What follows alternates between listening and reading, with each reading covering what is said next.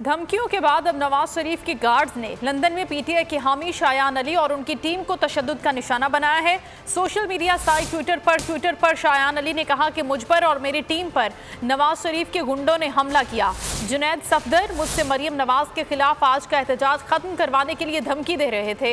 ये धमकी आमेज हरबे हमें खामोश नहीं करेंगे। How can you touch someone? Hey! We just talking. We just talking. We just talking. You got it. They're doing such a bad thing. This is the mafia. The rock mafia. अगर आपको ये video पसंद आई है तो हमारे channel को subscribe करें और बेल आइकन को प्रेस करें।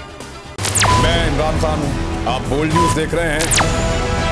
सबसे बड़ा चैनल बोल, सबसे बड़े एंकर इमरान रियाज खान के प्रोग्राम इमरान खान बोल के साथ ने रेटिंग के तमाम रिकॉर्ड तोड़ दिए। 56% नाज़रीन ने बोल न्यूज को देखा। सोशल मीडिया पर भी सबने ज्यादा देखा। सबसे ज्यादा व्यूज, सबसे ज्यादा रील्स और सबसे ज्यादा रेटिंग के साथ बोल अब भी नंबर 1 पोजीशन पर बरकरार। सब्सक्राइब करें और बेल दबाएं ताकि कोई खबर रह न जाए।